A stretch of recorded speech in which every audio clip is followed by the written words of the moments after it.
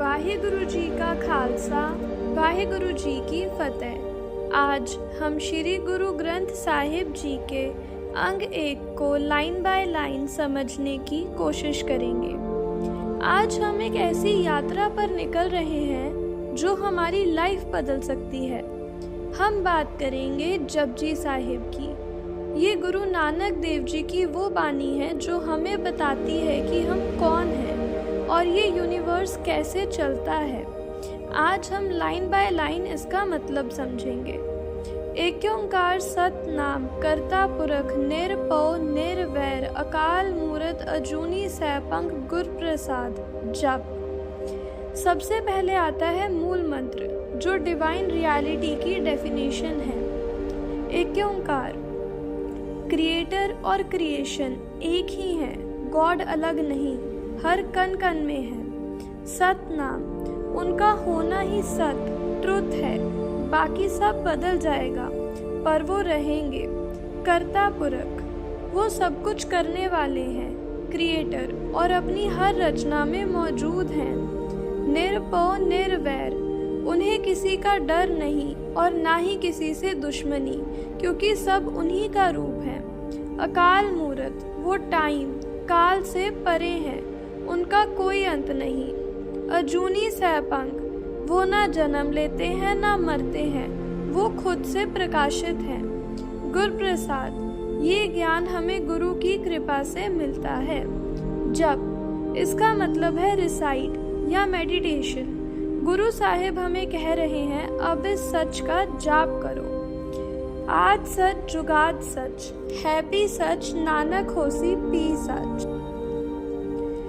दुनिया बदलती रहती है पर ये लाइन कहती है कि सच द डिवाइन हमेशा कांस्टेंट है। शुरुआत से पहले भी सच थे, युगों से सच हैं, अभी इस पल भी सच हैं और हमेशा सच ही रहेंगे। सोचा सोचना हो वही जे सोची लखवार। यहाँ सोचे का मतलब सिर्फ सोचना, थिंकिंग नहीं है, बल्कि शरीर की सफाई या स्नान, रिचुअल बाथिंग है। लाखों बार नहाने या शरीर साफ करने से मन साफ नहीं होता। चुप्पे चुप न हो वही जे लाए रहा लिवतार। सिर्फ बाहर से मौन साइलेंस धारण करने से मन शांत नहीं होता जब तक अंदर ख्यालों का शोर है। पुखिया पुखना उतरी जे बनना पुरियां पार। दुनिया के सारे सामान इकट्ठे कर लो पर लालच की भूख नहीं मिटती। सहज सियाणपा लख हो है ता इक न चल नाल। हजारों लाखों चतुराइयाँ क्लेवरनेस कर लो पर परमात्मा के दरबार में दिमाग नहीं दिल काम आता है। किव सचियारा होई है किव कूड़े टुट्टे पाल। तो सवाल ये है कि सच कैसे पाएं और ये झूठ की दीवार कैसे तोड़ें। हुक्म रजाई चलना नानक लिखिया नाल। जवाब है हुक्म में चलना। गॉड की मर्जी को दिल से एक्सेप्ट करना ही वो रास्ता है। हुक्मी होवन आकार हुक्म न कहया जाई। उसी के हुक्म से सारे आकार फिजिकल फॉर्म्स बनते हैं पर उस हुक्म को बयान करना मुश्किल है। हुक्मी होवन जी हुक्म मिला वडियाई। उसी की मर्जी से सब जीव पैदा होते हैं और किसी को बड़ाई ग्रेटनेस मिलती है। हुक्मी उत्तम नीच हुक्म लिख दुख सुख पाई है।